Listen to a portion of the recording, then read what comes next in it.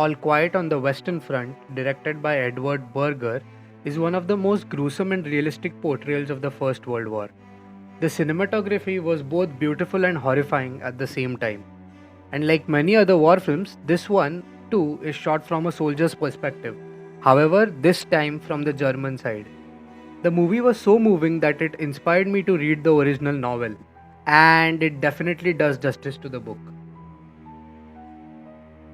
If you asked me to summarize the film in a single line, I would use the following quote: Peace is only an armistice in an endless war.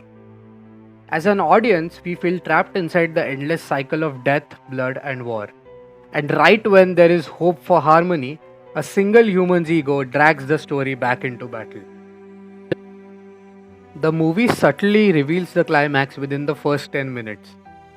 We observe the journey of a soldier's jacket throughout its life cycle, from its origin before the war to its fate after the owner's passing, and its subsequent repair and return into the battlefield.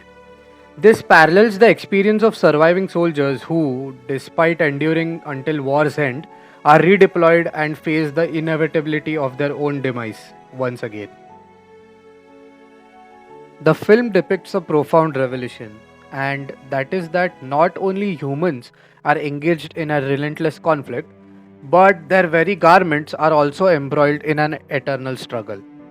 Even when subjected to gunfire, the clothes persist in their active involvement, undergoing repairs and being redeployed to the battlefield repeatedly, without any break or pause or respite.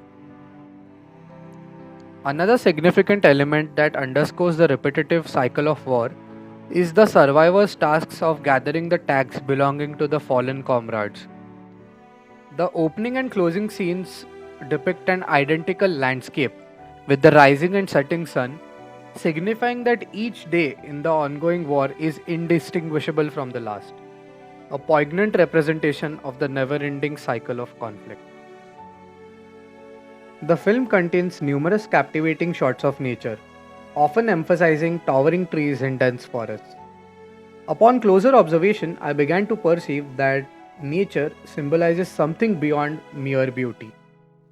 Amidst the bloodshed and chaos depicted, the presence of trees and landscapes offer a soothing respite. Furthermore, the trees within the film serve as symbols of rebirth. For instance, in the first scene, the trees are not directly situated within the battlefield, yet they are intentionally included in the film. The subsequent transition to a scene filled with lifeless bodies alludes to the cyclic nature of the film. It can be inferred that these trees, emerging from fallen soldiers' remnants, represent rebirth and regeneration. This thematic thread is delicately interwoven throughout the movie, acting as a gentle reminder of the profound influence and significance of the natural world in our lives. The movie portrays a multitude of brutal and gruesome scenes, often featuring the demise of the protagonist's comrades. Throughout the first three quarters of the film, viewers are subjected to the distressing experience of witnessing the soldiers' suffering and demise. As an audience, it becomes challenging not to sympathize with the fallen soldiers until the final phase of the film. In a way, the protagonist's death brings a sense of relief as it prevents him from being trapped in this never ending cycle of violence.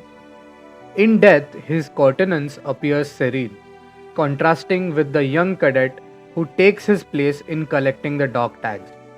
The extended shot focusing on Paul's face stands out as one of the most remarkable scenes in the entire film. It's never quiet on the Western Front, except in death.